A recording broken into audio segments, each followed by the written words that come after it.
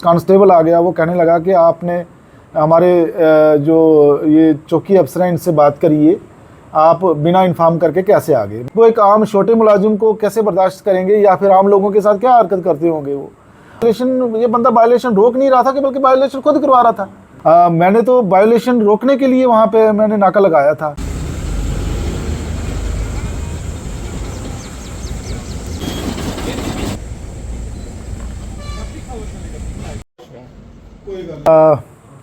बड़ी देर से मुझे ये कंप्लेंट आ रही थी कि ये जो डंपर्स हैं ये कोर पुन्नू की साइड जो हैं ये ओवरलोडेड और ये जो अल्ट्रेशन करके और ये चलते हैं रोड्स पे और बड़ा एक्सीडेंट्स भी हुए। ये मसला असेंबली में भी उठा।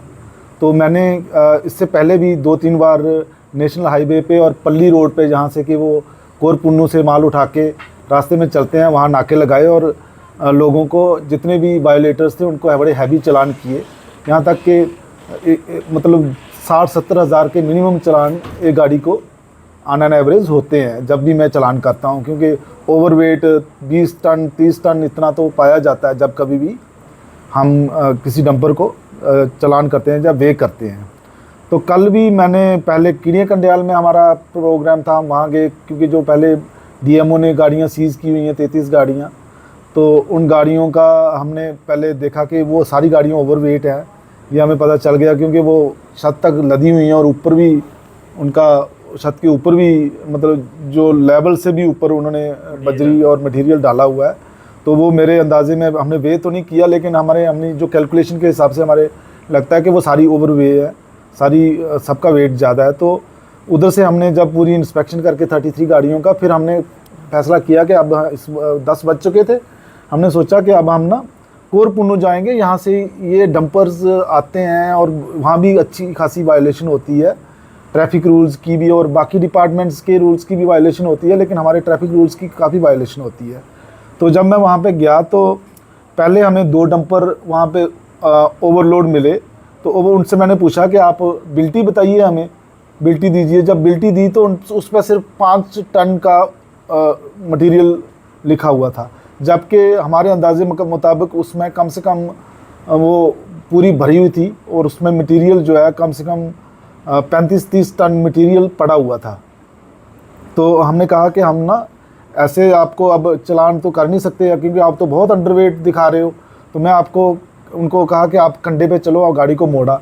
इतनी देर में वहाँ पे जो साथ ही एक पुलिस चौकी थी, पुलिस चौकी से एक कांस्टेबल आ गया। वो कहने लगा कि आपने हमारे जो ये चौकी अफसर हैं इनसे बात करिए, आप बिना इन्फॉर्म करके कैसे आ गए। मैं क्या, मैं आरटीओ हूँ, ट्रैफिक रूल्स की वायलेशन करना मेरा ड्यूटी है और मुझे किसी की परमिशन की ज़रूरत नहीं है ये वायलेशंस रोकने के लिए, तो आप हमें मत रोकिए।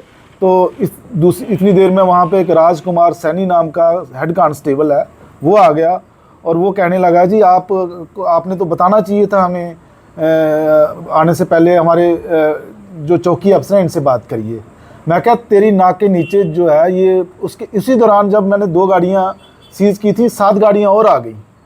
तो 7 गाड़ियाँ जब और आ गई तो मैंने कहा ये देखो तेरी नाक के नीचे ये वायलेशन हो रही है और तू मुझे पूछ रहा है कि मैं चौकी ऑफिसर की परमिशन लूँ यहाँ आने के लिए।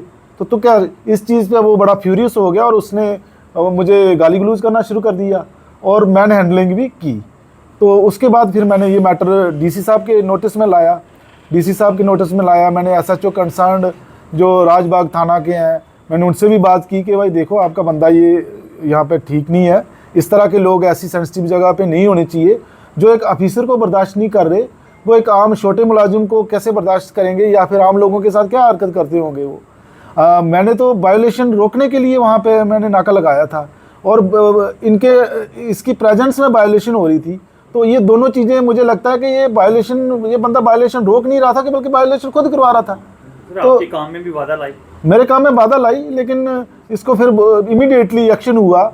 चौकी ऑफिसर ने इसको इमीडिएटली वहाँ पे लाइन हाजिर कर लिया और एसएचओ साहब ने भी मुझे आश्वासन दिया कि हम इसके खिलाफ एप्रोप्रिएट एक्शन लेंगे, जो भी अंडर रूल इसके खिलाफ एक्शन बनता होगा वो हम एक्शन लेंगे। आपकी तरफ से कोई रिटर्न कार्रवाई सर यहाँ से? हाँ, रिटर्न कार्रवाई, क्योंकि रात का समय था, 10 बज चुके थे जब ये इंसिडेंट हुआ उसके बाद हम काफ़ी देर वहाँ पे बाकी गाड़ियाँ जो हमने सीज़ की थी उनको हम यहाँ पे लाए, 2 गाड़ियों को सीज़ किया, यहाँ लाए, और बाकी गाड़ियों को हमने चलान वलान करना था तो 2 घंटे हमें वहाँ पे लग गए। फिर आके काफ़ी देर हो चुकी थी तो हम सो गए।